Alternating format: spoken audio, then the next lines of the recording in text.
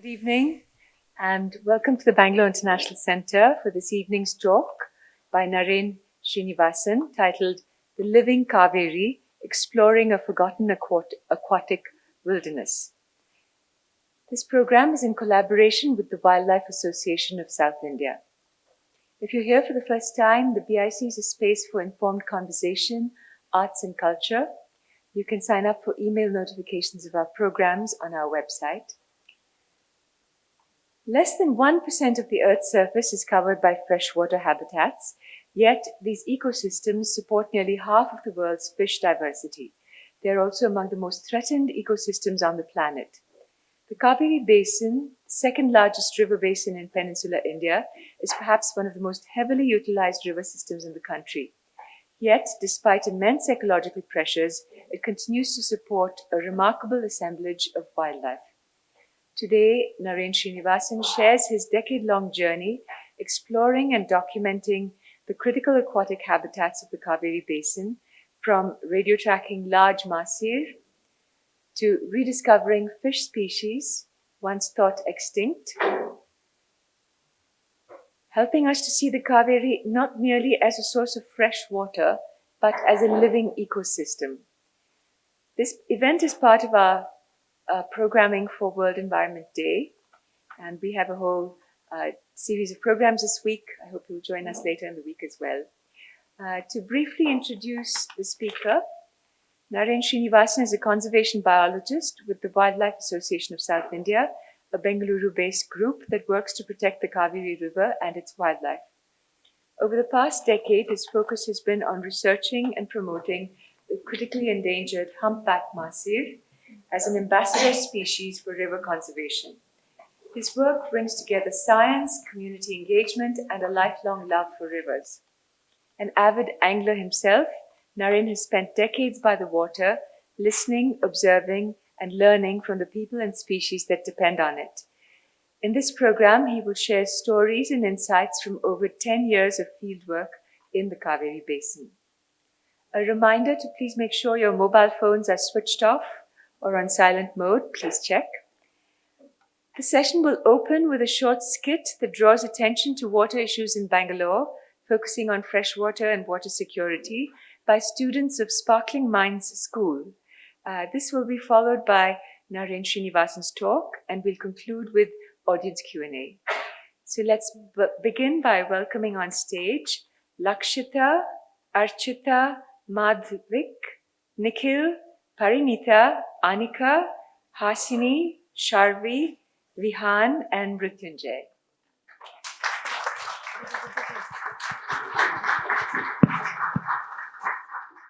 Hello and welcome everyone. We're students of Sparkling Minds Global School. The story behind what we're going to show you is in 2024, Bangalore hit a water crisis. Bangalore had a water crisis, and 6 months later, we had flooding. So at school, we had holidays, and we were wondering, how is this possible? Like, within a span of 6 months, how can we go from one extreme to the other? This question sort of opened up a lot of research for us.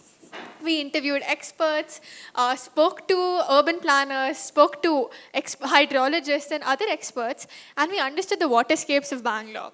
We understood the story of how Bangalore was built 400 years back as a city of lakes.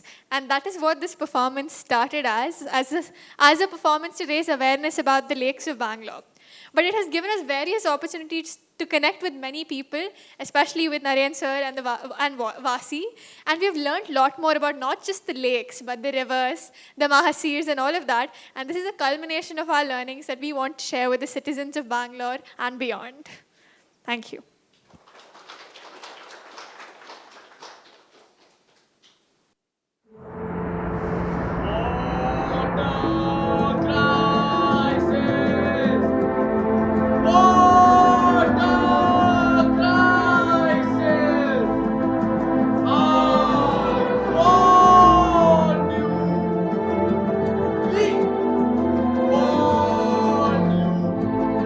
The waters of Bengaluru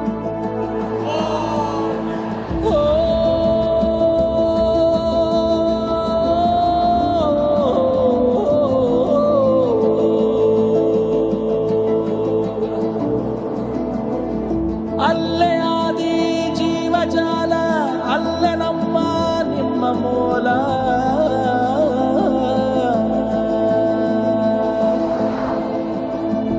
ಅಲ್ಲೇ ಉಗಮ ಅಲ್ಲೇ ನಿಗಮ, ನಮ್ಮ ಜನುಮ ಅಲ್ಲೇ ಸುಗಮ.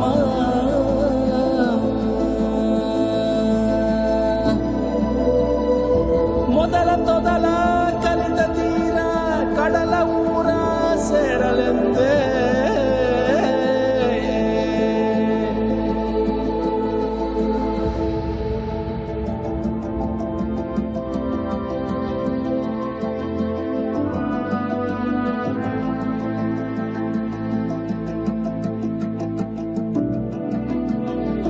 ನೀರಿನಂತೆ ಹರಿವ ಜೀವ ಎಂದು ಸ್ವಂತ ನೀಯನಂತ.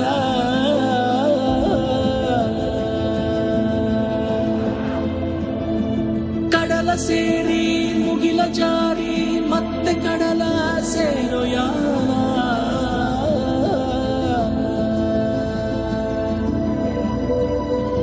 ಅಲ್ಲೇ ಮೊದಲ ಪಾಠಶಾಲೆ, ಅಲ್ಲೇ ಸಕಲ ಜೀವಲೀಲೆ.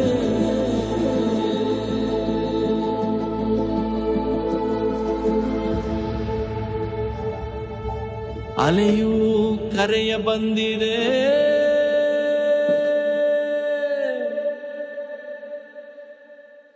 ಅಲ್ಲೇ ಆದಿ ಜೀವಜಾಲ, ಅಲ್ಲೇ ನಮ್ಮ ನಿಮ್ಮ ಮೂಲ.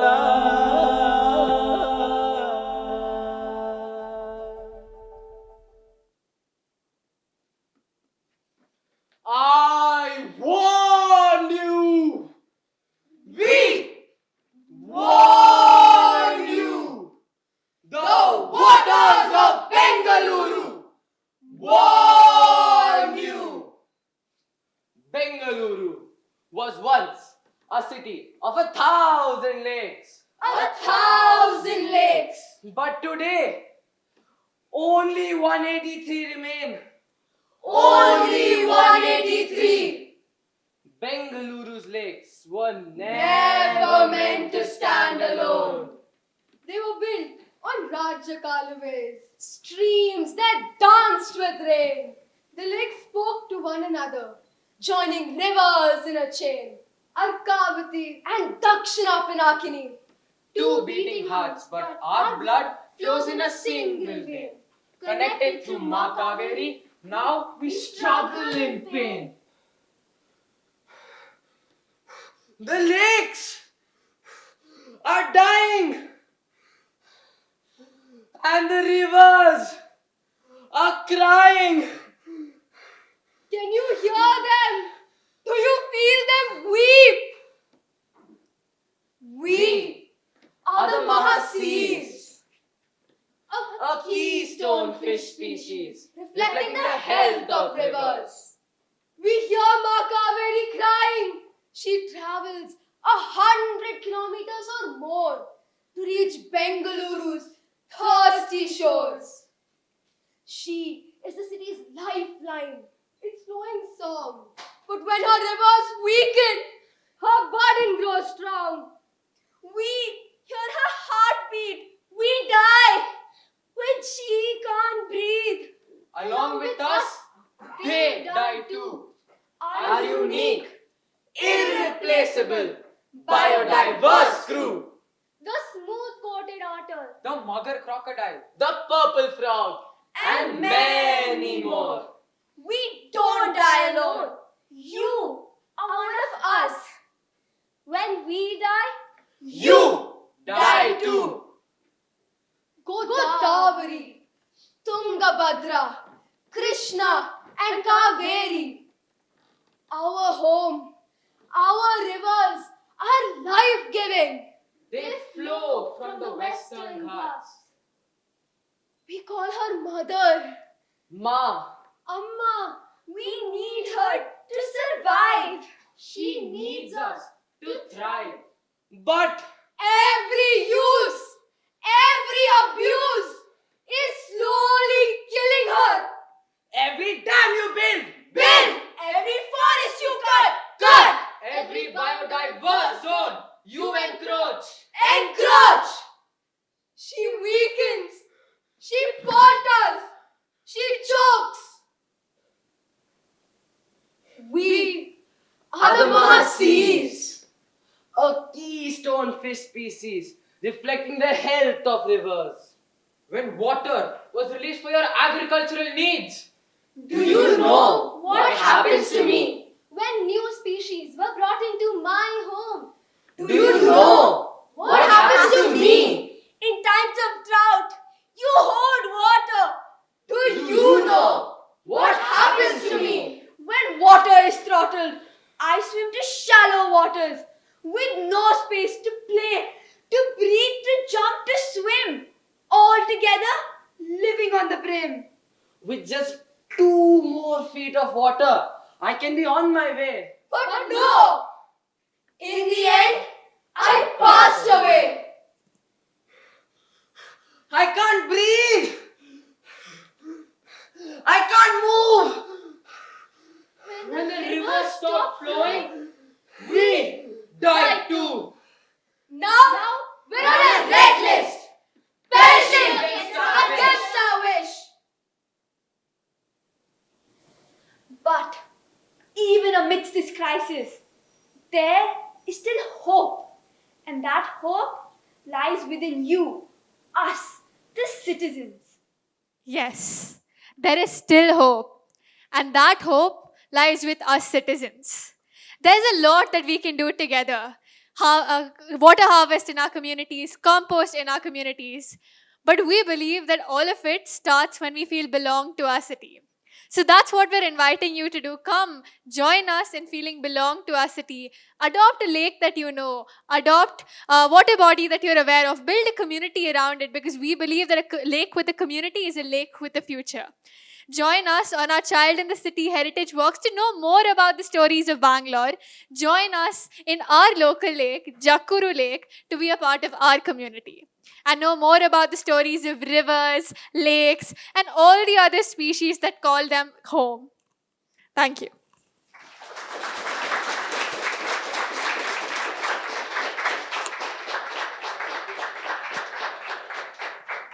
Before we exit the stage, we would like to thank Naren sir so much for this opportunity, and all the other people part of the team who've given us this opportunity. There's a bigger crew back at home waiting for us, cheering for us, supporting us.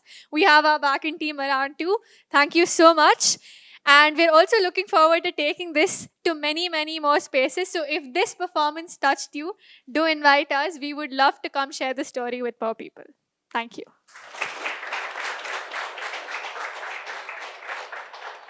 Thank you, Lakshita, Archita, Madhvik, Nikhil, Parinita, Anika, Harini, Sharvi, Vihan, and Mrityunjay for that energetic performance, bringing home, of course, the theme of the evening, the Cauvery River. I would now like to invite Naren Sreenivasan to take us there. Hello, everyone. That performance was great, wasn't it? It always moves me so much. I always need like a minute or two to kind of, phase out of it. But it's been great working with these kids. They've been in touch with me. They're really interested in what's happening. Yeah. So, and the great thing about this performance is that they keep adapting it as they go. So, in the world of freshwater, what you're going to see through my presentation is there's a lot that we're learning as we go. And this performance, for example, gives us a great way to bring that information out there as and when it comes out from the field. So with that, I'm Naren. I work with an organization called the Wildlife Association of South India.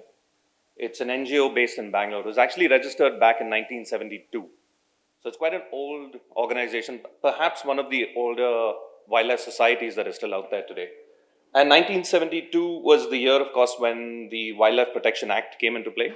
So that is the one of the most important instruments or institutions that we use to conserve wildlife in our country today. So WASI is interesting. Well, I like working with the organization because it's a society. So we have people from all walks of life, right? We have several WASI members here today as well. And the great thing with them, what I find unique about this organization is that they've chosen freshwater, quite a niche space to work with, right? Even when it comes down to wildlife conservation in general, you hardly ever hear people talking about freshwaters and rivers and what we need, how we can manage our rivers better. It generally kind of falls into another area. And that's primarily because of the way we manage our waterways and our fisheries. Right? And it's not only limited to India, it's kind of a global phenomenon. So even if you consider one of the most successful wildlife conservation models out there, that's probably in the US, it's the US Fish and Wildlife. Right? So they consider it as two separate entities. And even in India, the Wildlife Protection Act preserves, yes, we have the schedules that preserve the tiger and the leopard and pretty much every mammal and bird that we have. But with regard to fish, most of our fisheries falls under the Ministry of Animal Husbandry and Fisheries. Right? It's a completely different ministry. And their goal or their agenda is not always conservation, it is more about production. Right? So there's a very interesting space that we work with in that area. Another reason why I think freshwater work is so interesting is because, we've all been to lakes, we've all been to rivers, and we've all been to, some sort of a wetland in our lifetimes. But the thing is, you go there, you stand by the river, or you stand by a lake, and you can see the trees, and you can feel the breeze, but it kind of ends there, right? The experience of freshwater aquatic ecology is, as the name suggests, underwater. There's a lot happening over there, and we don't know what's going on. Right? When I go for a survey through, say, I did my master's thesis on elephants, and believe me, it was so much easier studying elephants, because you can just go to a forest and you look around and you can see what's happening. Working in freshwater has been such a challenge for me because that you can't do. Right? You go up to a river and you can't see what's going on in water. So you have to be very creative in ways of trying to understand the ecosystem. And the other reason why I chosen, at least, and Vasi's chosen to work with freshwater is because it's a point that we tend to ignore quite easily. It's the fact that freshwater is central to everything, right? I want us to understand that we take it for granted. Air and water, these two basic things that humans require, number one, we take it for granted. Take, for example, when we talk about wildlife, we celebrate our national parks. We've got Bandipur, we have Nagarhole, we have BRT, all these fantastic wildlife areas that we can go for safaris and enjoy what our wildernesses have to offer. But take for a second, if you remove, right, all these national parks that I mentioned just now all belong to the Cauvery River basin. But if you, say, were able to play God and remove the Cauvery River basin, hold it over the ocean for a little bit, what happens to those national parks? Right? They're going to look very different from how we know them today. Right? The forest may be a little more resilient, they may survive, but your animals, your prey bases are all going to change. It's going to be a very different story. So I think these are basically ideas why Vasi's chosen to work in this space. And to be honest, there's a lot of work that's gone into this. We've been working with photographers, with scientists, with taxonomists, and it's been a great journey over the last 6 years, to be honest, and I'm looking forward to a lot more in the future. So what I'm going to do today is generally when I attend these workshops or conferences or talks around freshwater conservation, that's generally the term that's broadly used, ecology takes a backseat. I'm always the last guy to start speaking, because you can understand, right? Even from this skit, we all feel it. We're living in Bangalore. We're all worried about Bangalore running out of water. Water security is a big issue, right?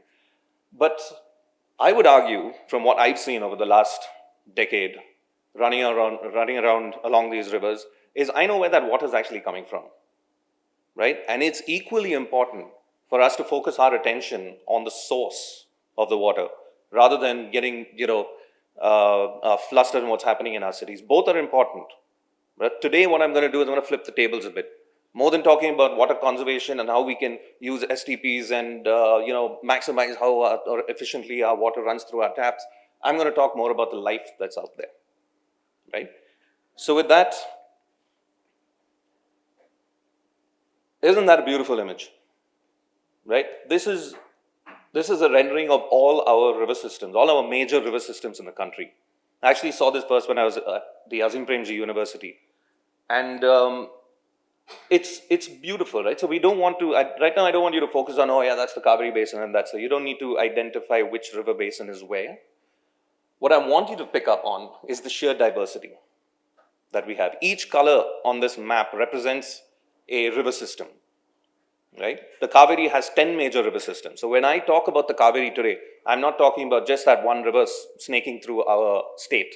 I'm talking about all the river systems, the Harangi, the Hemavati, Lakshman Tirtha, Amravati, Noyal, Bhavani, the Arkavati, the Shimsha, all these little river systems that make up the Cauvery River basin. Now, it's quite interesting what happens here with ecology, because as you see, and it works very differently with freshwater ecology than with birds, for example, because birds can traverse areas, and landscape species like an elephant or a tiger can walk hundreds and hundreds of kilometers. They can cross the Vindhyas, they can cross the Western Ghats, they can disperse quite freely. But with fish and aquatic beings, it works a little differently, right? So if you can imagine this riverscape, so to speak, right? Water always behaves in a very predictable manner, right? It flows from a higher elevation to a lower elevation, always, right? So you can imagine when you have a geography, a complex geography like this, water is always, so rain falls on the hills, the highest elevation point, the catchment areas, and water is always going to pull away from each other, right? As it flows down the different slopes of the mountain. Now with that comes a certain degree of isolation for fish, because fish can't jump from one river basin to the other. So they get isolated in these patches. So this has been happening in our landscape for about 65 million years. The Deccan traps, right? And that has led to an incredible diversity. Some places along the Western Ghats, you can see that pink band over there towards the left, that is hundreds if not thousands of rivers. And the endemism rate in some of those rivers are close to 80%. 80%, right? Endemism stems from the word endemic, which means that that species is found in that area and nowhere else. 80%, which means that if you go and catch 10 fish from that river system, in all likelihood, 8 of those fish are found nowhere else in the world. Right? This is the kind of diversity, this is the kind of endemism that we're talking about here. I'm going to add one more layer of complexity to that. Right? Don't worry about the beautiful fish on the left. Just this round cyborg eye-looking thing. That's a graph of the Earth's surface.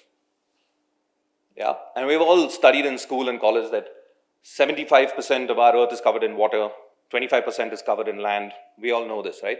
But have we ever stopped to ask how much of the Earth's surface is comprised of freshwater bodies?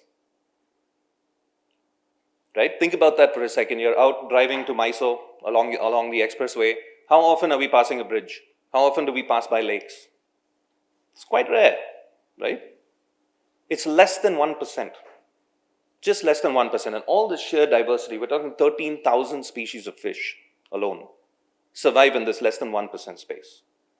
Right? So extremely high endemism married with a huge limited resource space-wise. Right? It's a very interesting element to look at. Also considering the fact that our rivers are extremely resilient. Right? We've been utilizing them, we've been damming them, we've been pumping water out, we've been throwing toxic chemicals, and we've been doing anything and everything we want with them freely. And still, as you're going to see through this presentation, we've got an incredible diversity of fish and aquatic life. Right? Very resilient, we need to respect that. So, as I said, I'm going to talk only about ecology, but this is just one slide on Bangalore's water situation. Yeah. We're all worried, Bangalore's running out of water. Bangalore in itself is not running out of water. Right? We're growing too big. We're asking too much from our lakes. We're asking too much from our river systems. We're asking too much from our groundwater.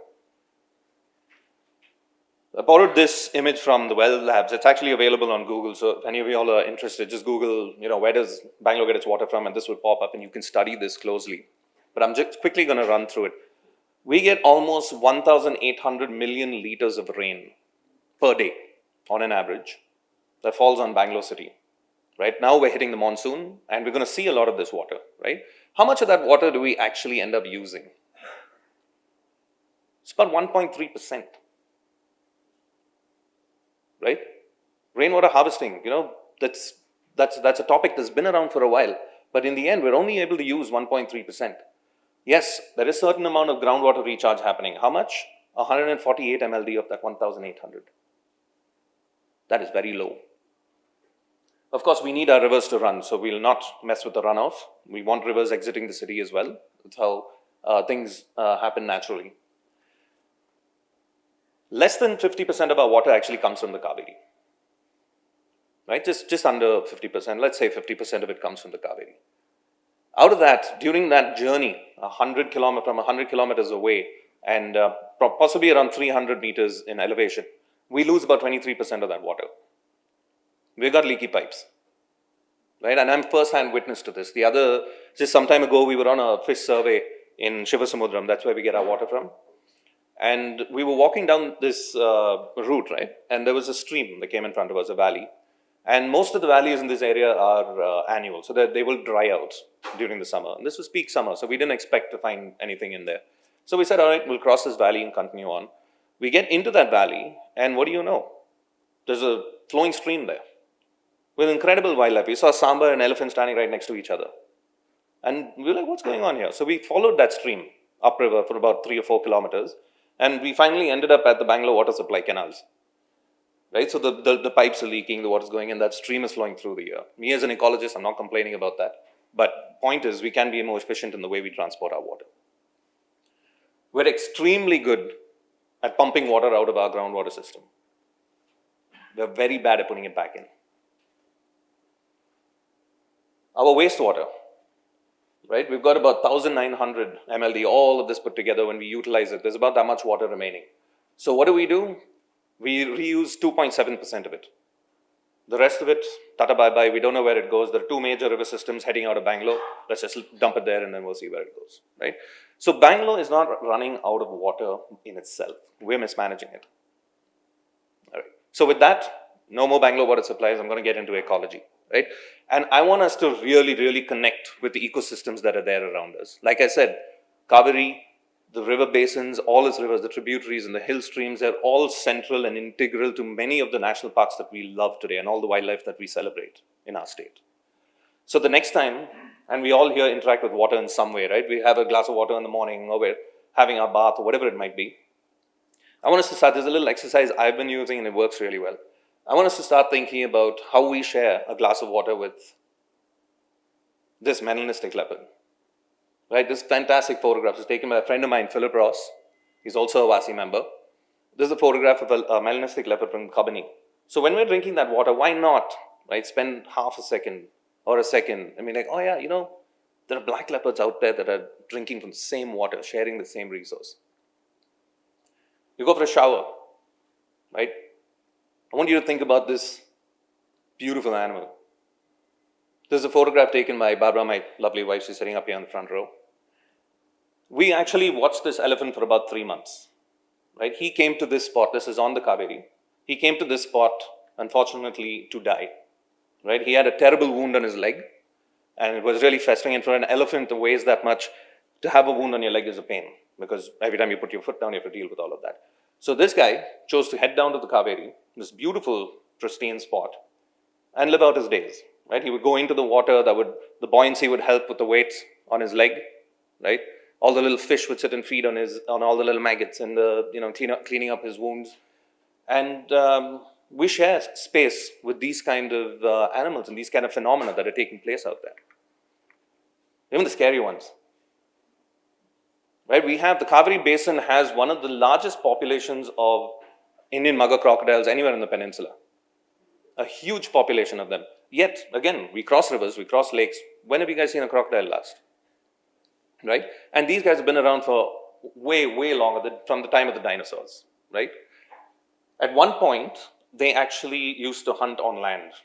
The earth was a lot cooler then. There was a lot more oxygen in the atmosphere. The crocodiles were way bigger, and they used to hunt on land. Right? Now they've moved back. After the earth started to warm up again, they've moved back into a semi-aquatic life. They come out. Even though now, just the other day, actually, we were walking through the forest at night, just looking for snakes and scorpions and things that we generally do. And all of a sudden, we walk in and there's this huge crocodile just walking through the forest. It's the most eerie thing you will ever see. Right? So it still happens from time to time. But beautiful animals, and we have one of the largest populations in the Cauvery. We should be proud about that. And there are interactions. It's not just about the animals out there and underwater, etc. There are interactions that are taking place, and really phenomenal ones, like this cormorant that's going for this Mahseer, which is way too big for it. It's not going to be able to eat that, but still, it's a bit of a comic moment out there in the field. You have this beauty, the Malabar gliding frog. I'm sure many of you guys have seen this, the photographs of this frog or the actual frog itself. So if you head up to any of the headwaters, Tharangi, Hemavati, Kodagu, that side, you'll find these Malabar gliding frogs. And they have a really interesting breeding biology, right? So what they do is the males and the females will climb up onto a little branch and they build what we call a foam nest, right? So they build this little foam nest and the female lays the eggs inside, the fertilized eggs, which then start to grow. And as they grow, the tadpoles get heavier and heavier and heavier, and eventually they fall out, right? They fall out of the nest. So these frogs ensure that the nest is right above a little pond. So the tadpoles fall out and poof, straight into the pond. And then they live out the rest of the days from there on. It's a beautiful little cycle. Moving on here, I just saw Joshua sitting there. And a lot of the photographs you're going to see are from Joshua. He's a great friend of mine and brilliant photographer, in my opinion. You're going to see a lot of his stuff in here. This is a smooth-coated otter from the Cauvery. And I'm not going to talk much about otters. Actually, two of my friends, Sugandhi and Rana, had made a beautiful film on these, right, called the My Otter Diaries. If you guys haven't seen it, want to know about otters, please watch that. It's a beautiful film about the family of otters in Talakad, right, very close to home to us in Bangalore. So go ahead and watch that film. And then, of course, look at this. I mean, this is just a phenomenal animal, right? And the Cauvery, again, I'm drawing attention to the fact that our river systems are supporting wildlife. You remove the Cauvery system from the peninsula, Nagarhole, Bandipur, Satyamangalam, Mudumalai, BRT, Cauvery Wildlife Sanctuary, Hills Wildlife Sanctuary will all collapse, right? And for me, this is just one of the best tiger photographs I've ever seen in my life. So I just had to put it in there, right? All right. So anyone here heard of the Moyar Gorge, right? It's one of the oldest geological formations in the peninsula, right? So if you know that, so the Earth is what, 4.567 billion years old. It's quite a nice number, 4.567, easy to remember, right? And then the Moyar Gorge is probably around 2.5 billion years old. So half the age of the Earth itself, right? And it's quite interesting here because this system or this river has basically taken advantage of the fact that you have two tectonic plates, one from the north and one from the south, right? So the one from the north is the Dharwad Craton. That's what our continent is built on, really, right? It's this solid rock from the core of the Earth. And the one below that is a completely different shield. And the rock composition is completely different. So when you walk through this valley, for example, the first time I did it, I noticed something just off the top of my head, right? Lantana on one side, on the northern side. And on the other side, there was Prosopis. There was no lantana. These are two invasive species of plant. And I always thought about why that is. Until I read Pranay Lal's book on Indica. And I figured out that these are two completely different tectonic plates that meet there, right? What else meets there? Tamil Nadu and Karnataka. Right? What else meets? So that's the border of Karnataka and Tamil Nadu. What else meets over there? Three of our protected areas, Mudumalai, Bandipur, Satyamangalam. So this gorge is one of the oldest that we have. It's a living repository for many of our aquatic species. Every time I go there, I'm just mind blown by what I see. Every time I go there, it's a new experience, it's a new species, it's this, that. And luckily for us, we've got those three protected areas that are protecting this area. Right? At no cost should we lose this space. Shivasamudram. Very interesting spot. Right? This is the Shivasamudram waterfalls. Right? And essentially what's happening here is we know about the Deccan Plateau. We're all on the Deccan Plateau. So at this point starts the drop off from the Deccan Plateau. Right? So the Cauvery River flows for the next 115 kilometers from this point down. It's just cascading off the Deccan Plateau. And why I'm telling you this is because this is an area that we've been working in for a very long time. And it's unique. Because while the river cascades off this Deccan Plateau, there's hundreds and hundreds of microhabitats that are formed. From beautiful waterfalls like this to massive shoots. You can't tell the scale of it, but this little area down there is a huge chute with just gushing water, right? And then you have all these little tiny riffles on the side, and you have the Mekedatu gorge right at the end, very, very deep gorge, right? So the river flows through this area, and in this area with these microhabitats comes an incredible diversity of fish. And this is what we've been working on. And I've got some photographs in here that I really want to share with all of you all. Okay, these two photographs, this one and the next one, are not from the Cauvery River basin. It's from Bhimgad, right? But I just put them out here to kind of show you that underwater we have such an amazing, we have these sights and sounds. Remember in the beginning, I was talking about how you end up on a water body, and the maximum you can see is about 2 or 3 feet underwater. So you don't get to see what's going on. But Joshua, for example, has got his entire camera gear set up to photograph underwater. And you come up with these kind of sights. Another one by Umeed Mistry. I mean, this is in our freshwater bodies. This is not at some exotic dive location. Right? Look at that light play. This is a species of Mahseer that's probably new to science. We don't know yet. Right?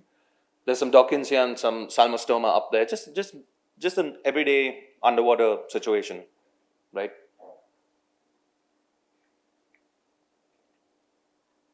An endangered species. So this is the Nilgiri barb, the pink fish that you see under here. And you see those little spots along the side. As soon as people see this, people tend to think, oh no, there's some disease with what's going on with this fish. Those are actually tubercles that the fish produce, and it plays a role in their in species identification. So many of our fish, they will spawn during the monsoon, during heavy flow, right? And that tends to be a reddish kind of a water because of runoff from the tributaries, and so they can't really see too well. And all these fish are in quite a close proximity, so they kind of have to feel each other out, right? And these tubercles help in that process. Can anyone guess what fish this is? I'm sure that 99% of you know what this fish is. Close. Not quite. If you guys have ever visited a fish market in anywhere and you buy a freshwater fish, this is probably what you're buying. Any guesses? Popular fish names. Exactly. A rohu. This is a rohu in life. Isn't that beautiful? You go out to the market and they lose all their color, right? They're just like the silver fish. And then you go a little later on and they're chopped up and then a nice fish fry on the side. It looks great in that form also. But in life, such beautiful animals.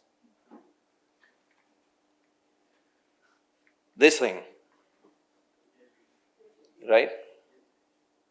A freshwater jellyfish. How beautiful is that? Photographed in the wild, right? And these we've spotted this in like 4 or 5 locations across the Cauvery basin. And when I first saw this photograph, I didn't actually know Joshua at that point. We actually ended up publishing a paper together even before we met, right? And it was because of this species. So there were rumors that this is an invasive species that's taking over our waterways. This is pre-COVID. And I started looking into it and suddenly realized that no, in fact, this is our endemic species here, right? And it's because of the way their life cycles. They have 2 main phases in their life cycle. One is a polyp form, which is just underwater, like attached to rocks or in the leaf litter, and you hardly ever get to see that phase. It's only their free swimming phase, which happens just around April or so, just before the summer kind of ends. You'll see these blooming in large numbers. And generally when we see something like that, we're like, oh my God, something's going wrong. It's perfectly natural. These are in fact endemic to the Western Ghats. Remember the term endemic, right? We're going to be seeing a lot more endemic species as we move on. Freshwater snail, an unassuming little creature that's just hanging around underwater, playing a very important role, right? We've all heard of ecosystem services, or maybe not. Right, so I'll give you an example of an ecosystem service. It's very important that we know this, especially in the context of rivers, because we don't fully understand it yet. We haven't quantified how it works, but you can see it in real life. If you follow, so the main river in Bangalore is the Rishabhavati, right? It drains about 50% odd of Bangalore city. And if you head towards Bairamangala, there's a bridge there. You go stand on that bridge, you won't be able to stand there without holding your nose. Right? All our sewage, everything goes into that Mori, Rishabhavati Mori. Mysore Road, when you're crossing that Mysore Road junction, we've all seen it, right? It's a big mori. That is actually one of our rivers. And I had a student who had come down from the Netherlands, and she was working here. And we were to survey the Rishabhavati and the Arkavati and figure out what is exactly going on along this river, right? We were looking for ideal Mahseer habitats. Remove the pollution, remove the damming and all of that. Can Mahseer still survive in our hill streams like they did 200 years ago? So we started walking at Bairamanga, and it was bad, right? Like I said. And then you move forward and you head down, and there's another river, the Arkavati, that starts from Nandi Hills. And it comes and joins just near Kanakpura, the Rishabhavati and the Arkavati merge. And we're standing at that point, and you can still smell the pollution. You can still, tell that this is not a river that I would want to get into. We're talking to the farmers. They're like, yeah, we don't use this water anymore. It's polluted, and we can't do anything about it. It's quite a sad situation. Keep moving on forward. You come to the Harobale Dam. This is about another 30-40 kilometers downriver. The Harobale Dam. And in that dam, the fishermen are celebrating. They're like, wow, we catch these huge tilapia, massive tilapia, because polluted water is high in nutrients. Things tend to grow faster, right? The fisheries is great over there, and you're not smelling that toxic waste anymore. Keep going down to the confluence where the Arkavati joins the Cauvery. All our Bangalore water is going straight back to the Cauvery, by the way.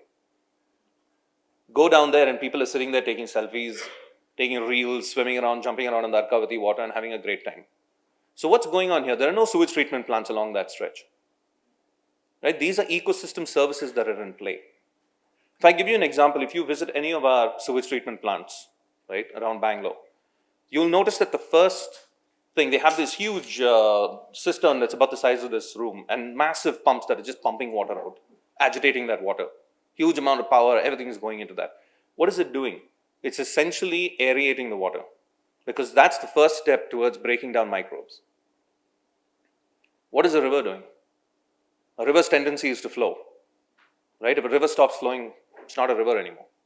So what is a river doing? Every time a river crashes over a little rock, every time a river cascades over a waterfall, it's being aerated. You get your pollution. These are ecosystem services. Another quick ecosystem service is you have healthy fish populations in your rivers. You have healthy livelihoods for fishermen. Boils down to us in the end of the day. In Kabani right now, if any of you visited Red Earth, Rachel there complains, and she says, the fishermen over here are only catching African catfish in the summer. That's not even from India. They used to catch maybe 20, 30 species of fish earlier. Each fish cost differently. They had that diversity, market diversity.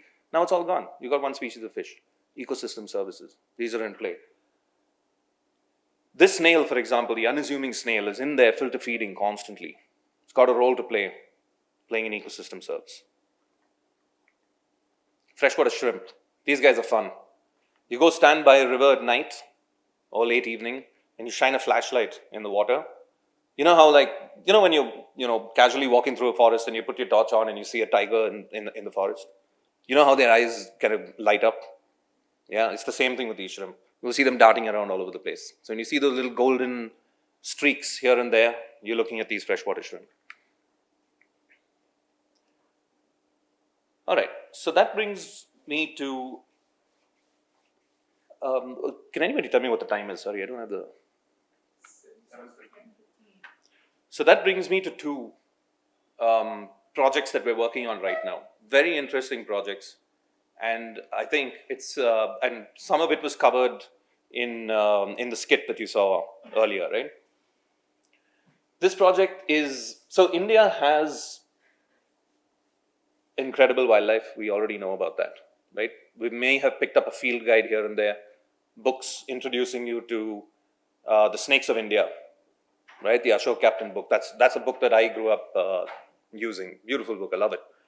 There are great bird books out there. There are great trees, books on trees, right? Butterflies, insects. We've got some great field guides out there, but we don't have good field guides on fish,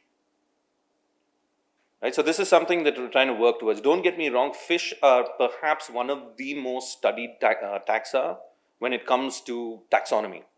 For about 200, 250 years, people have been reporting different species of fish. There are people who, back then from the Madras presidency, from the port, they would have drawn images, reported them, published them. So there's a great volume of information, technical information on fish.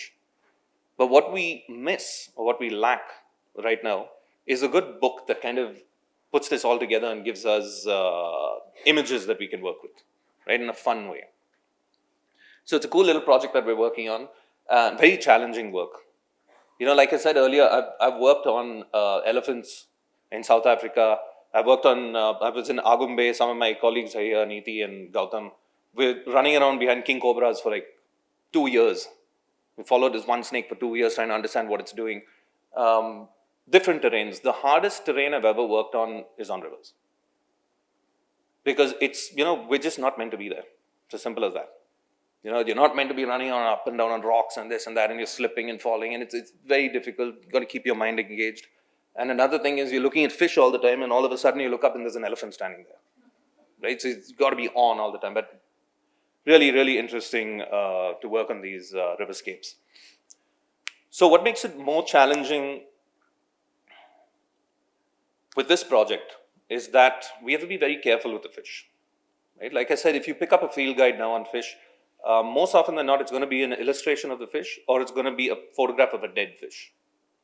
Right? We don't have good photographs of fish in life, and that's what we're trying to do. So we take extreme care in catching these fish. You can see that's Das and me down there, trying to find these little loaches in a hill stream, and then we bring them all to a tank, put them in the tank, and this is Das and Ramchandra. They're two very interesting fishermen from the Sangam area, from Mekedatu. And they've just been so engaged with this work, because what they tend to do is, they'll say gache minu, right? That's a name for a group of fish. Now, all of a sudden, you bring a taxonomist in, and they're like, no, hold on a second, that's 3 or 4 different species. And for them, they're like, wow. But it's so interesting, because now we've taken that checklist up, and I asked them, how many fish are there in this river? These guys started off at 40, and now we're sitting at 85, right? Incredible diversity. And I have to introduce the team, of course. That's Dr. Rahul Kumar on there. We've done just 3 field trips on this, and photographs have come up with it, just crazy. There's Nilanjan, there's Deepak, and this is a great project we're working on. And we're coming out with stuff like that. Right, this is a Kantaka barb. Some of the Vasi folks will know them as Pattegara. Right, very interesting species, endemic to the Cauvery Basin, found nowhere else in the world. I love saying that, by the way. And look at that. Isn't that a beautiful fish? Right, now the thing is, if you catch this fish and stress it out in any way, you take it out of the water, that's stress enough, they lose that color almost instantly. So we've got to be very careful with how we do this, right? Work with them very carefully. Make sure that these guys, when we go to field, we're carrying 80 liters of RO water with us, not to drink. We're carrying that water to make sure that these fish are okay. Aerators, pumps, all of that kind of stuff. And only after all of that are we actually able to truly see and appreciate what these fish are like. Now, this species is found in fast-flowing water. They like fast-flowing water. They're habitat specialists, right? They will. If you take them and put them in a lake or this tank, for example, they will survive, but they will refuse to breed. And this is something very interesting with our migratory fish, or many of our fish. They're habitat specialists because, like I said earlier, they're restricted to this less than 1% of the Earth's surface, which means they need to be able to occupy niches very, very effectively. So for hundreds and millions of years, 65 million years, they have figured out systems and figured out areas where they can survive perfectly. Very fast-flowing water, need to oxygenate constantly, and only then will they be comfortable enough to breed, etc.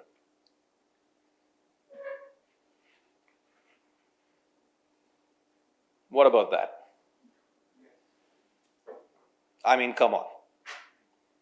These guys are swimming around in the Mekedatu Gorge right now. This is probably one of the first photographs, in-life photographs of this species that is out there. You guys are one of the first people to see it. Right? This is a sperata, a catfish. It grows to quite a large size. We get to about 10 kilos. And they occupy a very special niche. They're not like other fish that will come up, swim in the surface, bask in the sun, and do that kind of stuff. No. They sit right at the bottom of the gorges.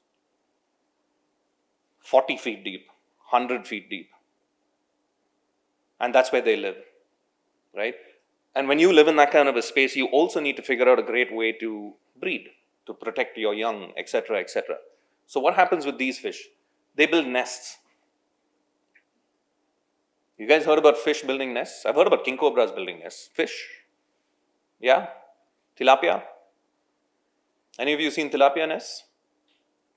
They build like these little bowl-shaped nests. So sperata do that as well. Right? They build these roundish kind of nests. And the thing is, they haven't been studied so much. Again, out of sight and out of mind, right at the bottom of a gorge. Very difficult to study. So there's just one publication on this which reports they've only seen the males on the nest. Right? So the females lay the eggs. They've actually never recorded the eggs themselves. But they found the nest and the male sitting on it. And the really interesting thing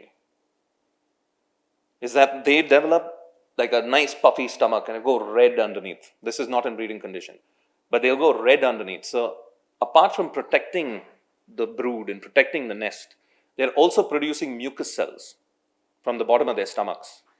And they secrete those mucus cells and the babies are feeding off that. How cool is that? Their little niche, their little world, right?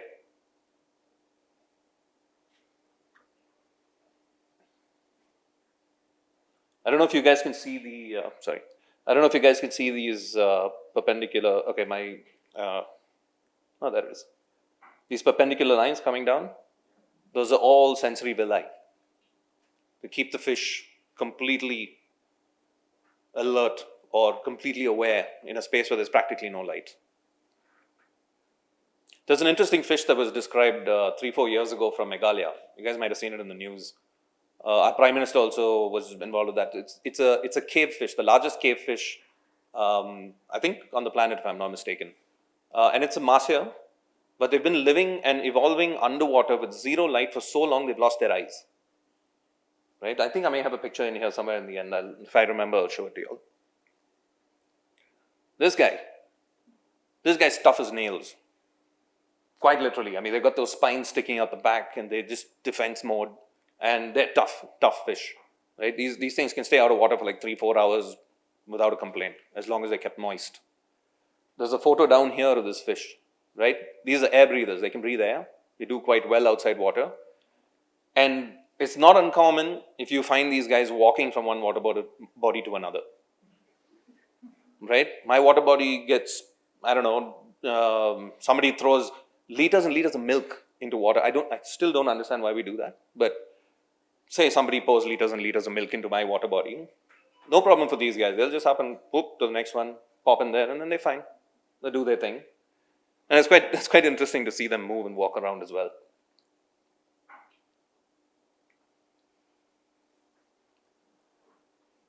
A snakehead.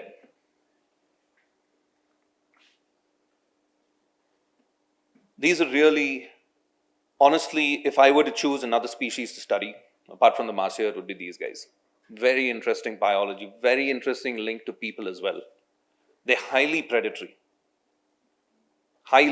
species, very well adapted to ambush hunting.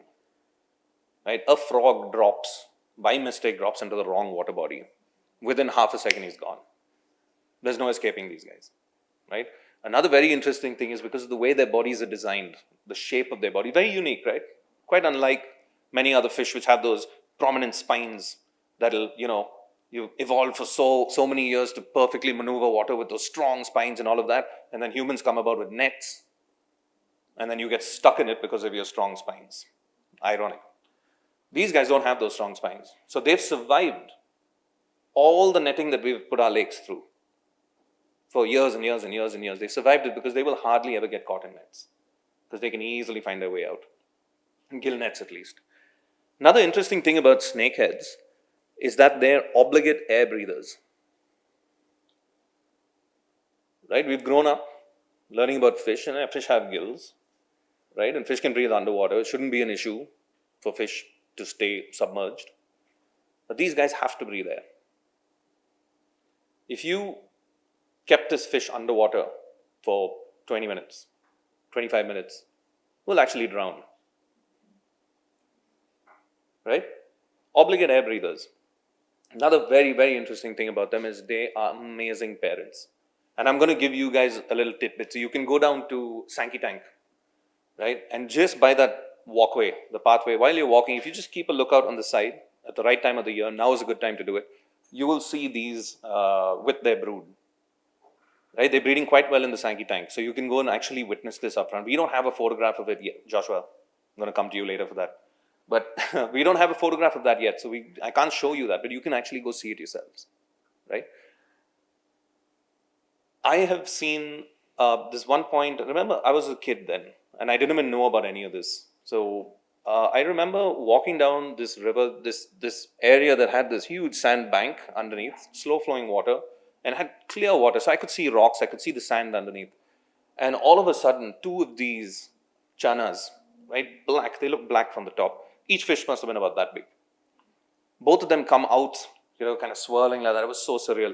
Kind of come swirling up, take gulps of air, head back down. And I was like, wow, that's something. And then immediately after that, there was this huge brood ball, maybe around 500 or 600 of their babies. And each one of their babies have this prominent red stripe along the side. So they look like, they crimson red. And this huge bait ball comes up there, just swarming around, and these two parents right with it. Now, these two parents will not leave that brood for a very long time. Sometimes they don't even feed.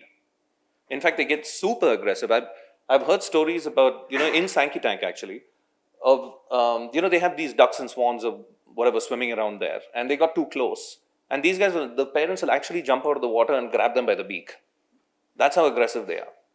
So much parental care. And the sad thing is that if you were to remove one of the parents from that little dynamic, you lose that entire brood. Now, we don't think about these things, right? Because it's not anybody's fault. It's just that we haven't generated this knowledge as of now. So there's a lot of work to be done in this space. And speaking of a lot of work to be done, holy bat fish, Batman. How cool is that? Doesn't that look like it came out of the bat cave? Labio Kage. Remember I told you about Dr. Rahul Kumar. So he and his team from NBFGR actually gave this species a new name not even 2 months ago. It's a new species to science. Swimming around Kaveri. What a beautiful, it's all black, yes. But of course, given the right lighting and, all of that, it's a phenomenal species. And the thing is, I grew up looking at this fish, right? And this is where traditional knowledge, especially with fishermen, come into play. I grew up around this fish and I never thought twice about it, because you have other fish that look like this. The calabasu, for example, right? There is an aquaculture calabasu, which are quite, and there are fish that look very similar. And then, but the fishermen over there will always insist that this is a kagende. They'll say, illa sir, idu kalabasala, idu kagende anta. So that is what picked up scientists. And they were like, hey, hold on, okay, so there's something here, there's some difference over here that we are not seeing ourselves. Looked into it and figured out there was a completely new species. Another predator. I put this up here to show you functional traits. You see those eyes, the position of those eyes, right on top. These guys are incredible ambush predators. Incredible. The terminal mouth position, they're not wasting time on switching ahead to catch something. No. It's all positioned just for that, right? A tank goby. These guys will go after anything. Beautiful, right? And this is where an interesting intersection happens. I was at lunch with my neighbors and their daughter, and she was like, Naren, do you like you like protecting fish, right? I was like, yes. And she's like, okay, and you don't like hurting fish then? I said, no. And she said, but you do like eating fish. She's been watching me eat fish. And she's like, but you like eating fish. How does that work? How can you eat fish and protect it at the same time? And for me, it's an interesting space, because I don't know how to answer her, of course, but it's what I was talking about initially. It's the way our policies are designed, right? Fish don't fall under any of our wildlife schedules. Fish are meant to be eaten, right? This is a curry mean in Kerala. You go there and it's a delicacy, right? Now, if you ask me, I don't think we need to stop eating fish to protect them. I think we need to become more aware, I think we need to start thinking about strategic ways in which we can actually conserve these fish. Because like I said earlier, our river systems and our fish and our wild fisheries are extremely resilient. If they weren't, we wouldn't have had any of this swimming around today. These guys look all cute and all. They're only like like probably a 2 rupee coin, the size of a 2 rupee coin.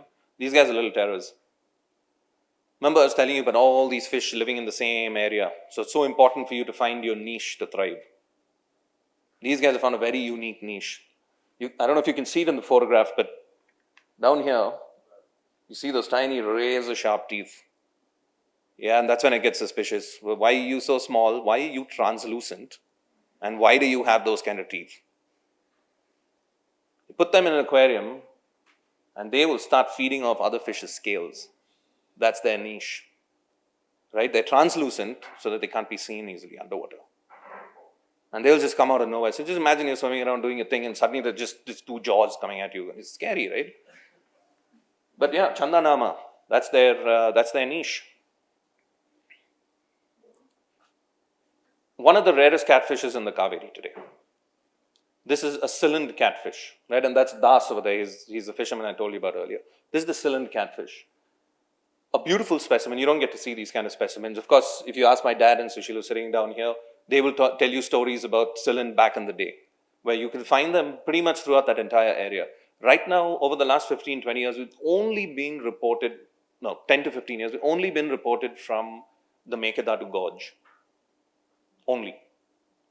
A beautiful specimen. And the locals, it's a funny story. So the locals call this the Wandru Meenu. And I was thinking about it, the Wandru, was trying to connect, I asked people good with Kannada, I'm not very good at Kannada, but asked them, Wandru Meenu, what does Wandru mean? Nobody could give me an answer to that. And then I was talking to these fishermen, with them, and then some of the old timers, right, they would go like, back in the day, these foreigners used to come, the people from England used to come to catch these fish. There was this crazy group of people called the Transworld Fishing Team in 1978 who drove all the way from England, all the way down to the Cauvery and Mekedatu to catch the Mahseer and these fish, right? So people used to come, a lot of people were coming for this kind of thing. And they would catch this fish and they would be like, oh, what a wonderful fish, right? Oh my God, look how wonderful, Wandru. And now we've got a Wandru Mean swimming around. And isn't that something that's worth talking about, right? Wandru Meenu. So next time you go there, and every time I go there and say, Wandru Meenu nobody's around, they're like, how the hell do you know about that fish? It's a very niche thing. So much so that when they catch this fish, beautiful and lovely eating, by the way. People love to eat this fish. You'll never see it in the local market. And when I say local market, I'm not talking about Shivaji Nagar. I'm talking about local. That hand post market where all, semi-illegal channels fish end up at the market. You'll never see this fish over there because when people catch this fish, they won't sell it. They keep it for themselves. We have venomous snakes. We have venomous catfish as well. These guys can give you a nasty sting. Right? Okay, I know I'm running a little short of time, so I'm going to speed up just a tiny bit. All these fish that I've spoken about now, all these fish that we've showcased here, have their own conservation challenges. Some of them are more prone to pollution chains, some of them are more prone to dams, some of them can survive a dam but can't survive rising water temperatures. So how do you go about conserving the space? And this is where we piggyback off the story of the tiger. Right? The Bengal tiger, we all know what a tiger is. And I think in India now we have around 85,000 square kilometers that is dedicated for tigers. And by virtue of that, there are species that we have never heard of, like the Indian wolf, or the honey badger, or the Indian fox, that are all being offered protection as well. A flagship species. So you heard the Sparkling Minds kids talk about a flagship species. This is our tiger of the Cauvery, the humpback Mahseer. It's endemic. It's the largest of its kind. They can grow up to about 54 kilograms each fish. Right? And they're critically endangered on the IUCN Red List right now. So we've been studying this for a while now. We've found 4 breeding populations. They are all at risk, but we're keeping a close eye on them. This is the last one that so the government of Karnataka, the governor as well had, released these first day covers in celebration of this. So it's, we should all know what a humpback Mahseer is. This is the last one that we know of. This is in 2025, last adult. So the big ones are still around. This was in Kodagu. All right, and this brings me to another project in the last bit that I want to talk about.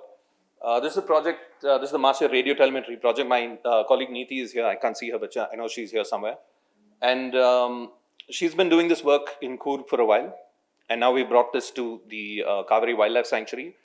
This is a very interesting space that we want to study because all the water that flows through the Cauvery Wildlife Sanctuary, Mekedatu, etc., comes from the Kabani and the KRS dams, which we have control over.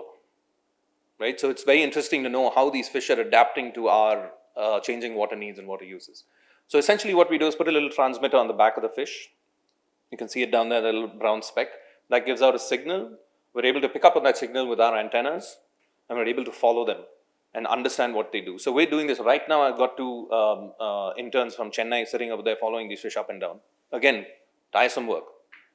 So every hour we pick up on where these fish are, what kind of habitats they're in, what are the water conditions over there. And we're trying to understand what drives their movement patterns. So I'm going to tell you a story about this fish. So this is a fish, it's a female humpback Mahseer. We named her Mara, which means tree in Kannada. And we tagged her in January 2024. Right? And how we heard from the kids that what happened in January 2004, massive drought year. Right? We actually got lucky with that when we tagged this animal then. We didn't know it's going to be a drought year. Massive drought year, water temperatures had tanked. The water level had tanked. Water temperatures were extremely high. I was recording 33, 34 degrees water temperature. Our Western Ghats rivers shouldn't cross like 28. Right? Even if they do temporarily and then it's a snap back to about 28. Weeks on end, we had 33, 34 degrees. And this all becomes very evident when you start observing the fish behavior itself, right? Let's not talk about the Mahseer right now. Hundreds, and you remember the Batman fish, the labio kage? Hundreds and thousands of those for meters and meters and meters, all at the surface, just gasping for air. What happens when water heats up? Its ability to hold oxygen, dissolved oxygen, reduces. There's no oxygen anymore. They go up, breathing for air. Massive crocodiles. Right, which just come up from the depths, just open their mouths, take a huge gulp, and quietly disappear off. The fish don't even react. Dire situations. So we tagged these 9 fish. And I was obviously quite worried because I was like, oh, okay, so, we deployed these tags, they're expensive, and then now, what are we going to do? Luckily, these fish are quite hardy. So we'll talk just about Mara, what happened to this. Something very, very interesting. So every day in January, as soon as we tagged her, she would swim up to the rapids. She was about 3 kilometers of her river stretch that she really liked. If any of you have been to Galibore, the camp over there, the jungleologist camp, this all happened right in front. And she would swim up to the rapids, she'd sit in the rapids, oxygenate over there, hide in the air bubbles, dart out from the air bubbles, catch fish. It's so interesting because they use the air bubbles as a smoke screen of sorts. They hide in that, and then something comes by and they dart out, eat it, go back. And they're hiding there again. So she would do this, then in the evening she'd go back to the deep pools, kind of hang around over there, eat stuff that's at the bottom of the river. They were doing her thing. Then the summer hit. And at 3 kilometers, the rapids stopped flowing, so there's no reason to go there anymore. Water levels dropped. She took off downriver to the deepest point she could find. Right? That was a place that Neeti and I called Crinum Lily Rock in the end. Very deep, just a big hole in the river. And if she was there, of course, with her, there would have been hundreds of other fish as well. Right? And something very interesting happened at that moment. It was on the 15th of May. And if you remember last year, of course, Tamil Nadu water issues are nothing new to us, right? We know about this. So Tamil Nadu said, hey, there's a drought here, you need to release water. Karnataka is like, no, we're not going to release water. Then finally, our current chief minister, as of yesterday, was in the news for this. Right? He said, no, we have to release the water, and they released it. Right? They sent water, he got a lot of, it was all in the news and big noise around it, etc., etc. We heard about it by a fisherman coming down on his cycle. And he's like, Sir, neeru bittidare, water is going to rise now. And we were like, oh wow, finally, some relief for these fish. That water comes crashing through this valley. And all of a sudden, all these 9 fish from that deep hole, peep, peep, peep, signals everywhere. Right? You can almost feel their joy. They're out everywhere. And then, so we were tracking Mara. So then she started swimming up to the rapids like she always did. But this time she didn't stop there. She blasted past and just kept going. Now there's 45 kilometers for us to go. And we were like, okay, we can't keep up with this fish, right? We tried on bikes, we tried everything, we lost her, couldn't find a signal anywhere. About 2 or 3 weeks later, we were sitting and training an intern on how to use the telemetry device. And we had Mara's channel on. And all of a sudden, beep, we get a beep. And we're like, oh, wow, okay, there she is, let's go. So we go down there, get down to the water. And it was maybe around this much water. It was in about this much water, and there was the signal, and we put the device out, and the next thing you know, we're standing right above the fish. And I was like, oh, something's wrong. So we went down, we actually found the transmitter, brought it back up. The anchor wires were all in place. So the only way that fish, that transmitter could have fallen off that fish is the fish died, right? So what happened here? These are migratory species, right? In a normal year, when your monsoon comes, right, you get this hosa niru, as they say in Kannada, the new water, the fresh water. As soon as that comes in, that is the trigger for migratory fish to go and spawn up in the hill streams. And that's what she did. She was like, okay, 15th of May, Karnataka released water, let's go. And she took off upstream, right? But what happens in a normal monsoon year, over the next 3 or 4 months, you know, all that rain that falls up in the hills in Kodagu, in Brahmagiris, in Cauvery Wildlife Sanctuary, all these hills are soaked up that water, and they're releasing it over time. Over the next 3-4 months, right? Little rivulets are feeding into the main river, and the water level drops slowly as it subsides. What happens when you close the dam gates the next day? Right? You've released water, and you close the dam gates. You're not giving these fish enough time to actually find their crinum lily rocks, their safety spots. Now, this is something that's very, I mean, it's something that we got lucky with, right? We were following this fish in that year, and we happened to find this. But these are phenomena that are in play that we don't even know about, right? Started off this talk by saying out of sight and out of mind. We need to start paying more attention to our riverscapes. Because, and people have also asked me this, hey, you know, man, if you lose that sperata, that beautiful catfish, or that Batman fish, what's going to happen? I mean, it's no big deal, right? I mean, it's just a fish at the end of the day. Ecosystem services. Our rivers function properly. We have fresh water. Your rivers don't function possibly. Forget about building a Mekedatu dam. Forget about building a KRS dam. There's no water to even use, right? So we should start thinking smart. We should start looking at rivers from an ecological perspective also, rather than just from a utilitarian perspective. We've got enough resources on our website, right? This is about 22 fish sanctuaries across Karnataka. So if you pop onto the Vasi website or follow us on Instagram or whatever, we keep putting our information out there. The Sparkling Minds kids, as they said, if you guys want a performance done in your apartment or you know, a group gathering, please ask them to go, because I'll be plugging in my information to them, and then that information spreads that way too. Right? Shivasamudram is where we get our water from Bangalore. We get our water from Shivasamudram, we send it back to the Arkavati, back to the Cauvery. Right? It's a little loop. And we're working in that loop. We've got a 10-year management plan for the Shivasamudram Fish Sanctuary, open to all. It's published on our website. Please have a look at it. There's a beautiful history about Shivasamudram and how the village of Bluff came about. Right? Weird, awkward name. It's in there. So go ahead and read it. And there are a bunch of management recommendations at the end of this document that anybody can pick up on. The beautiful thing about Vasi is we're a society, so you can come and join us, you can do whatever it is, and you can actually pick up on little tiny projects, 1-month projects, 2-month projects, 6-year projects, based on what you like and what you resonate with in this management plan. So it's a wonderful tool. Please go ahead and look at it. Shivasamudram is our water supply in the end of the day. Let's invest in it. And by the way, there's beautiful wildlife over there. All right, with that, I think I will end. And yeah, of course, if there are any questions, be happy to take them.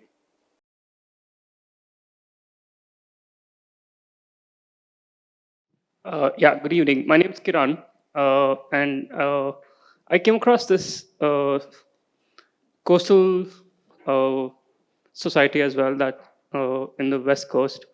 They run this thing called Know Your Fish, and they publish every month what species of fish are breeding and those you need to avoid.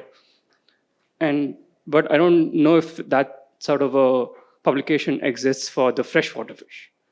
So since it's not documented in depth when they breed and when it is safe to consume, even conservation would it would affect conservation in some manner if such publications go out to the field where fishermen know what not to catch and what to catch. and how the market also like reacts, right? Do you think such a facility or publication would make some sense in freshwater ecosystems as well? I think so. Most definitely. So the interesting thing, the marine sector is way ahead of us than freshwater. Right? Freshwater has always taken a backseat. But I agree with you. So then it would make a huge difference. For example, the snakeheads, the example that I gave you, right?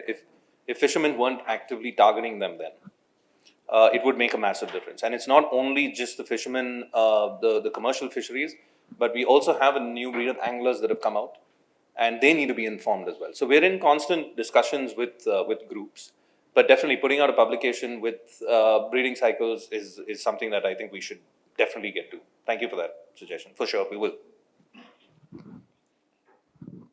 That was an interesting listen. And I've learned a lot about fish, about how sensitive they can be. So I want to ask you, what percentage of fish do you think have been documented, the percentage of fish that flows in this river? And you know, in fish terminology, I know in birds you have a birdie year, and people go around taking pictures of birds and finding what kind of species, and it's a whole, it's what red birds can you find. So is there anything like that in fish also? No, that's very interesting you asked this question. We're actually trying to develop it. So I've been talking to the chief national jungle officer, pitched it to him. And he said, yeah, something like that could work. So birding is what you're talking about, right? So it's a popular activity that people go for. Fishing, it'll have to be given another name, of course, because fishing is otherwise something else. But fish viewing is something that's coming up. And the guys that I've been working with, so Beta, he's on Instagram under Meen Karan. Check out his channel. So he does this, right? He goes in with his snorkels. He'll spend hours and hours and hours underwater, just looking at fish, observing, taking photographs, videography. And he actually asked me, he's like, can't we do this as an activity at one of the jungleologist camps, right? So the first two things I would think about, one is safety, right? But apart from that, I think it can work. And like really shallow waters, people love spending time in water, We go out there, hang around underwater, and you get to see some really cool stuff. It's a completely different experience altogether. The sounds are different. The stuff you see is different. Your breathing, you're so aware of your breathing as well. It's something that I think needs to happen, but it isn't happening yet. No. And to answer your other question, so it's a tricky one to answer because, so we started off, like I said, documentation of fish had been happening for several centuries, really. So we don't even know how many of those fish actually exist. Like that Cyllin, for example, we thought was gone, right? And then suddenly they kind of show up here and there. So I think we'd be around 80% or so. I'm not a taxonomist myself, so I'm not an expert in that space. But I would say that if I were to take a wild guess, 80 to 90% of the species we found, there's still more to be found. Yeah. Thank you for the talk. It was lovely. Very regular question. I just want to know, what keeps you awake at night when you think about all this? I sleep like a baby. I don't know. I don't know. I put my head on the pillow and I'm out.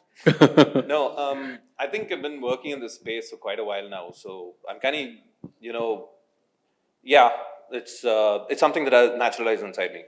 So I see these challenges, I see all of this stuff. And for me, it's not something that scares me or drives me crazy. It's something that I see as a challenge and an opportunity. And I think in conservation, especially if there are people in here, young minds at the back, if you guys are ever, thinking of getting into conservation and all, the most important thing is you have to be interested in what you're doing, because it is not easy work physically and also emotionally, because like you say, right, there's a lot that can happen. One day you're here studying your area, tomorrow there's a dam there, right? So there is a lot happening, but there is opportunity in all of this. See, development needs to happen. You can't stop it, right? How best can we manage it? That's the thing. Go ahead. Yeah, just one more thing. This happened a couple of years back. I think the population of Hilsa was declining. And in Bengal especially, there was an advisory that, probably you should not buy Hilsa for a while. So do we have something similar in terms of other fishes that people usually consume? And is that a pattern that we follow? And do we do something about it in terms of educating people? So Hilsa is an interesting example because they, half their life is in the ocean and half is freshwater. So there are these reports of Hilsa even in the Cauvery before the Mekedatu Dam was built. As soon as the Mekedatu Dam was built, that entire thing stopped happening, right? So we don't have, like he was asking as well, I think in the marine sector, we've got certain regulations. In the freshwater sector, we don't have any regulation. It's essentially a free-for-all, right? The way we manage our rivers and our lakes and our freshwater resources for fisheries especially is you can take a lake on lease or on tender or on license. You can get a license to fish a certain area. And then there are no regulations. You are meant to report what you catch, but often, that's hard to implement and keep track of. Hi, Arush here. How do geopolitical conditions and political conditions influence conservation in fishes? It's a broad-ended question. I would say that Mara's story, I don't know if you were here for that. So for me, that's one flag that kind of sticks right out, But so the thing is, more than, geopolitics and politics and all of that is important. It's got to be there, because if there's no control whatsoever, then, we're just swimming around in I don't know what, right? So the thing is, policy and decision-making has to be informed and not off a hunch, right? We need to look for real-world examples of what's happening. We need to keep learning. And the more important thing is we have to be adaptable, because what we find today, right, science in its own way is limited. What we understand today can mean something very different. We could have missed something, right? In that sense. So I think our policies need to be flexible. And in the fishery space and with rivers, we have a great opportunity to do that, right? Because we have so many interests. And this is the reason why I like working in the river space as well, because it's so convergent, right? From the elephant and the tiger to the dams and irrigation departments, so people in fisheries, everybody needs fresh water, so they all kind of converge there. That gives a huge opportunity for jointly managing things, for coming up with new policies. For example, we had a huge angling program in the south, right, which is now banned. Now the thing is, there's opportunity there, but the reason you ban it is because you're coming from a wildlife space again, coming from the wildlife angle. Now, when you have fisheries, which is otherwise meant for harvest, right? Isn't it possible to come up with new laws and new systems where a responsible system can be put into place? So geopolitics, all of that is very important, and it's there. But I think we have to work with those systems as much as we can.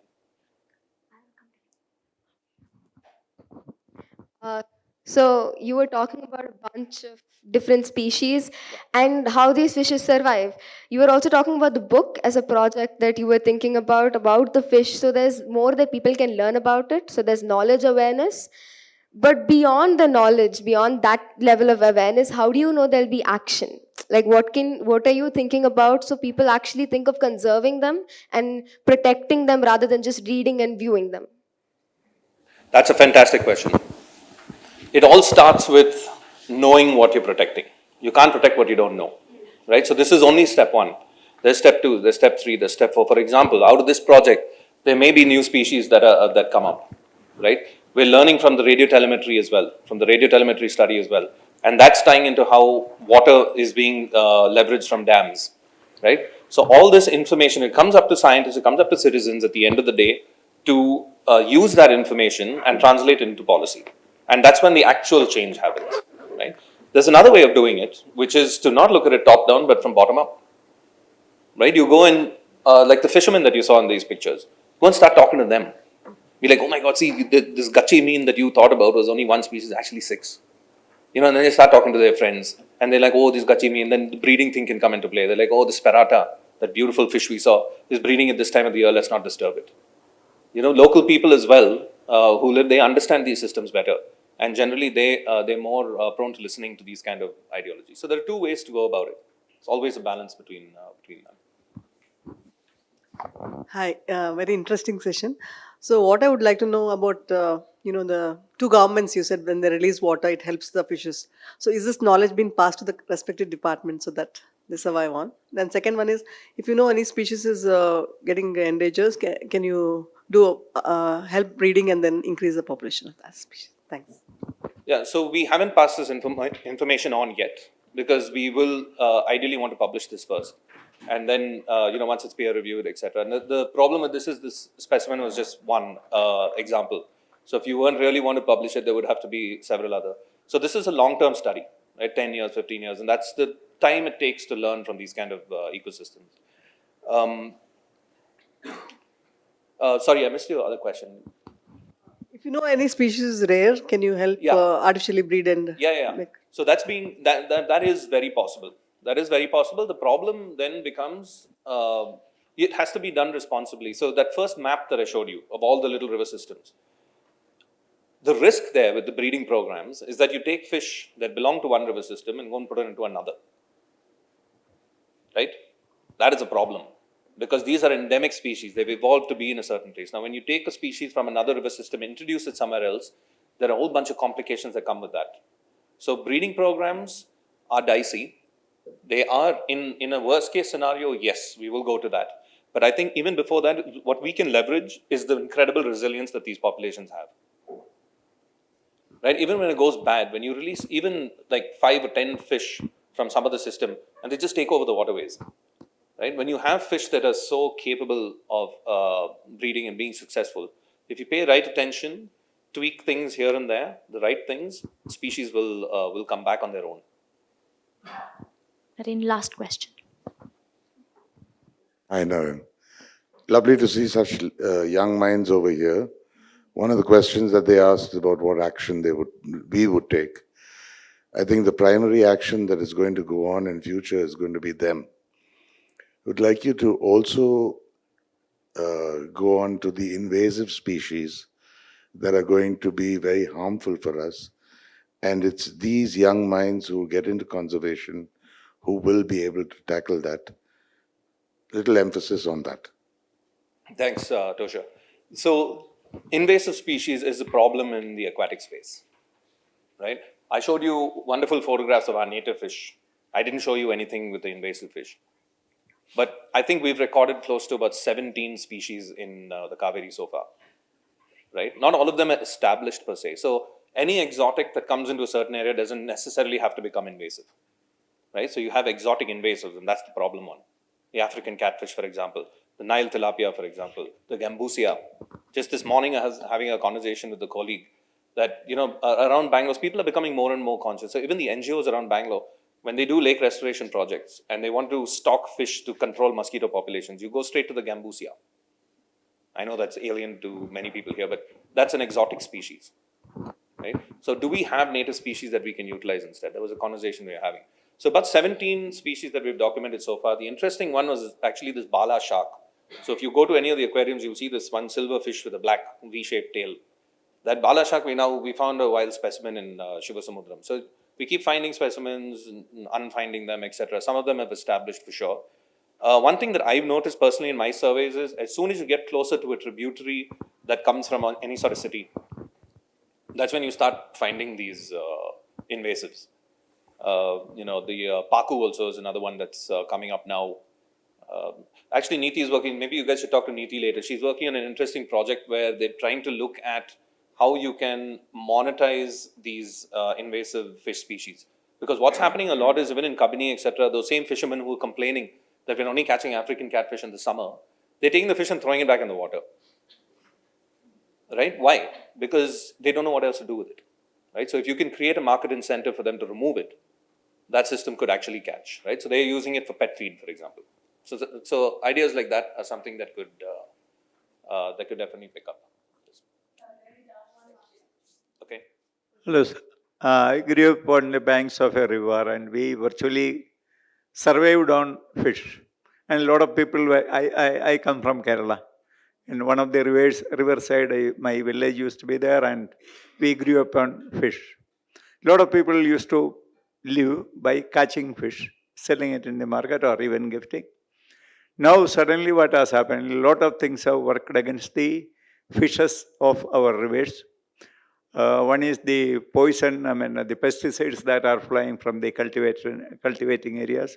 Secondly, a lot of people are so greedy that they are prepared to pay any price for fresh fish. So our rivers are now totally bereft of any stock. And even I find, now I go to my village, ask my relatives, ask for fresh, all gone. We don't have.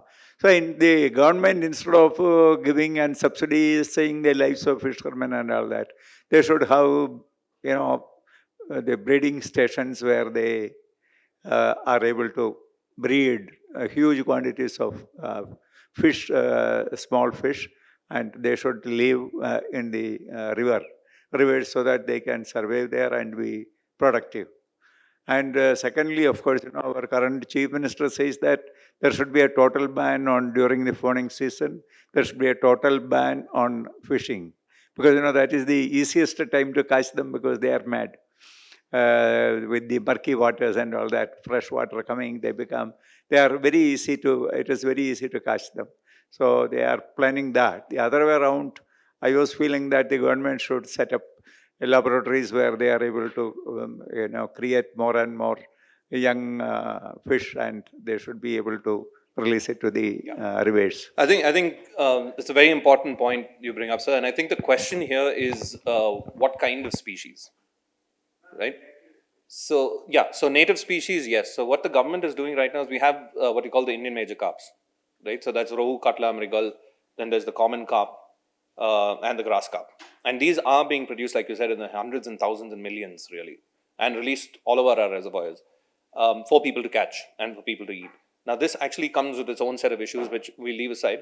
But if there are certain species that have declined from your area that people are missing, right now we don't have a system for breeding these natives, right? Hardly any of them. I think there are some isolated attempts here and there with Carnatic carp, for example, etc. But not to the scale where you can release them all over. And the other important thing is what we need to remember is we should not be mixing fish from one river system to another at any cost. We've already done it for hundreds of years. The rohu, katla, mrigal are all endemic to the Gangetic basin. They shouldn't be here at all. They're putting pressure on our native thing. Luckily, they're not breeding in the wild, right? So ideally, if you stop stocking them, eventually they'll perish from the system. So we should be very careful with how we're moving fish from one system to the other. And this is the new thinking that needs to come into place. So if a breeding program in your area is or could be viable, it should be localized. The graal, which is called the snake fish. Yeah. And the caribbean, which is a periscope. Both are being cultivated in certain areas, in certain lakes.